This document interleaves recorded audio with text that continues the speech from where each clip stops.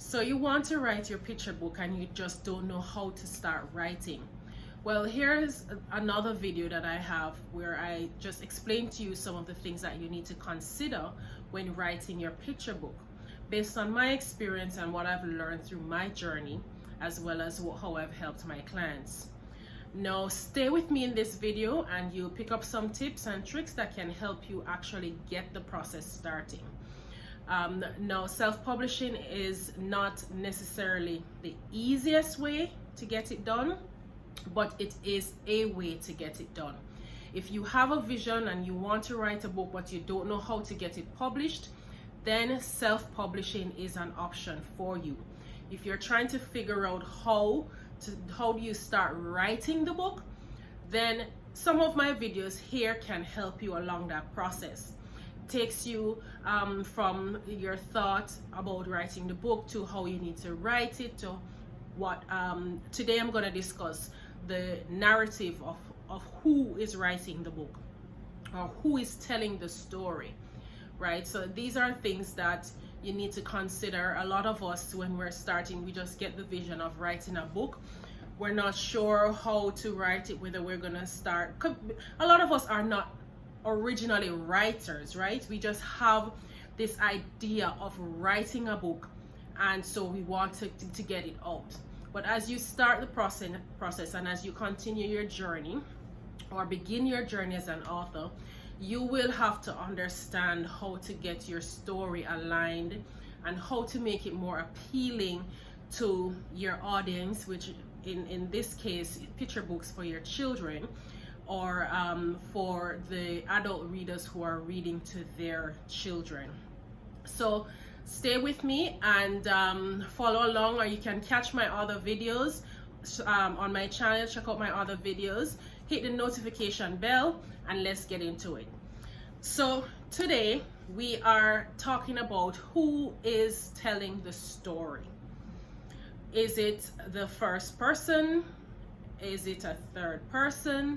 Is it a second person who is telling the story? How is the reader understanding what you're saying, or who is telling the story? So based on my research and what I found out, you can tell the story in many ways, using many narratives. But the main ones for picture book is either the first person, meaning the person who is telling the story is actually in the story. For example, hi, my name is Kara and I am going to the park with my mother, and these are the things that I do with my mother on the summer vacation. So that's the first person. So Kara in this instance is telling you what she's doing with her mom, and she's guiding the story along. So if you're going to use the first person, the person who is actually participating here, talking about themselves and their journey, then it is recommended that you keep that format throughout the story. Don't change from first person to second person to third person. Keep it consistent and keep it tight, because again, picture books are really for ages 0 to 8, and so the attention span of these children is not very great, so you don't want to have them all over the place, right? So if you're gonna do first person, you stick to your first person and carry the story through. You can have other characters in the story, of course, but try to keep the storytelling or the perspective from which the story is being told from that first person that you started with. All right, so the next option would be a third person telling the story from their perspective. So for example, the aunt is telling a story about the dove, or the dove is telling a story about the ant. So the dove would probably start by saying, the ant has been the most hardworking person in the forest, or hardworking person, insect in the forest, right? I keep saying person. So the dove is telling you about the ant, and the story would proceed along that way. So dove is telling you about an ant's experience in the forest, or how ant is treating a certain situation, how ant is reacting to something else happening to it. Or if you're using a person, using Kira again. So Kira is now the third person, looking and telling the story about ant, saying, so Kira is the little girl and she's exploring through the ant's eyes then. So she can see ant moving along slowly to gather its food for the summer. And so it is, the story is being told from a third person's perspective.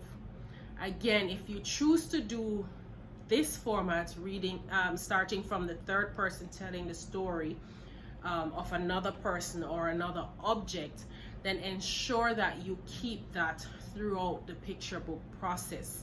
You don't want to be confusing the children. You don't want them to be thinking or asking themselves, what is this? Getting confused, right? So ensure that you keep your process tight throughout the story.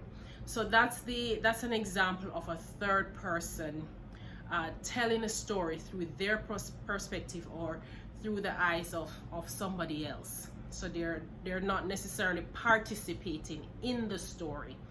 They're watching the story take place. And so when you're writing your book or trying to write your book, figure out how you're gonna start. How is your story gonna be told? You know, are you telling it from a first person? Are you in the story talking about your experience? Or are you gonna use a third party telling the story through their eyes, the way they're seeing it? Now, the other way that you can tell the story is by what they call the second person.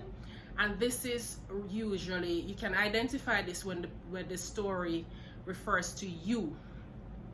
So the character is speaking to you. Do you know that? And you are an awesome person. You smile. Your smile lights up the day, and you are created to be. So the second person, you're invited to be in the story. So the children can literally, in that sense, can actually feel as if you're talking to them.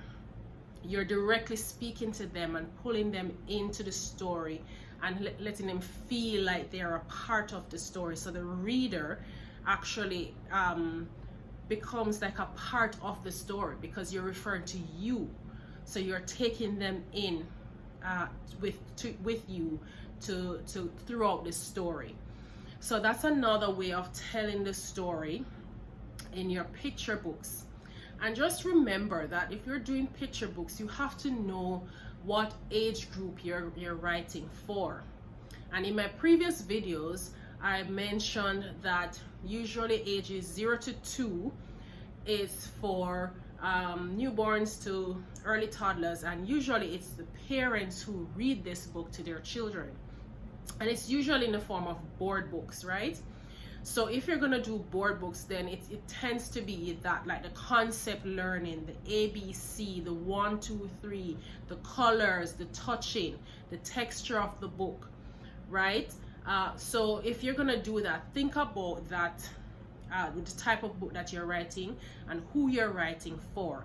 If you're gonna do, say, ages 3 to 5, then these are children who are just starting to learn to read. So again, you don't want to make the book too lengthy and too complicated and ad hoc. So you're moving from scene to scene. You were down by the river, now you're in the forest, and then you're back to the river. Keep it consistent so that the children can follow, and so that the parents or the adults who are reading this story can feel the life, can tell the story with ease, right? So your picture books, especially for those ages, should be more of pictures. Let your pictures tell the story for the younger age group, right? So when the children see it, or they're being read to by these adults, they can actually see it in the pictures. So the pictures can actually tell the story.